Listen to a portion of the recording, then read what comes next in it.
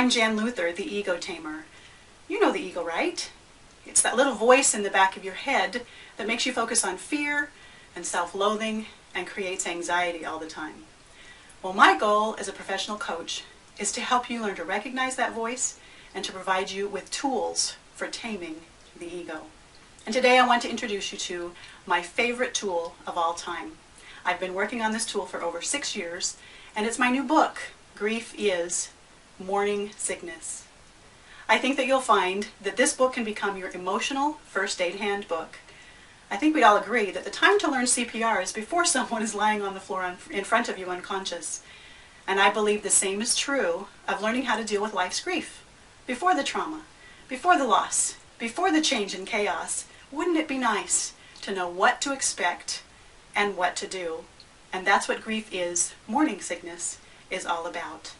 A few of the things that you're going to learn in this book are how to stop an anxiety attack. And you can do that in less than a minute with my Luther Grief Breathing Method. You're also going to learn what to say when someone says something hurtful to you. And I hope you'll like the sassy suggestion that I made to the breast cancer survivor when she met someone in the store and they said what an awful hairdo she had. You're going to learn why trauma, shock, and grief create physical pain. A few of the other things that you're going to learn in this book are things that I learned along the way from my hundreds and thousands of clients. The first thing is that grief is a day-to-day experience. Maybe you have relationship grief, like Rod and Carrie. They had an emotional wall built up between them. And so in the book, you get to sit in on a session where I teach them about ADD in relationships.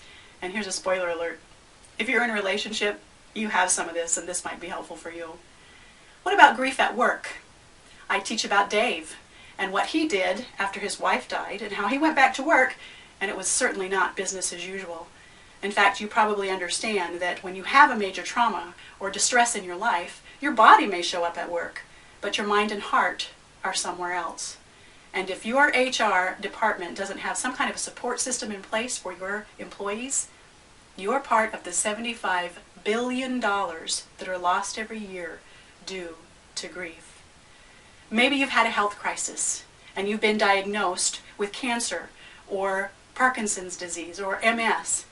The thing I teach in this book is that those diseases bring on PTSD because there's a diagnosis when you are in deep trauma and shock, and that little ego voice will try to steal your life long before the symptoms ever do. And please know that everything I preach and teach in this book is something that I have applied to my own life. I refer to myself as the reluctant messenger. I would never have chosen grief as a topic to be a specialist in, but it has definitely chosen me.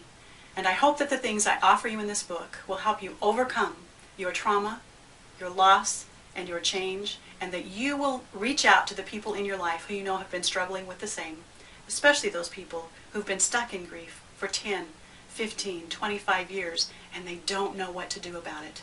This book is the answer and the solution, and I hope that it brings you peace.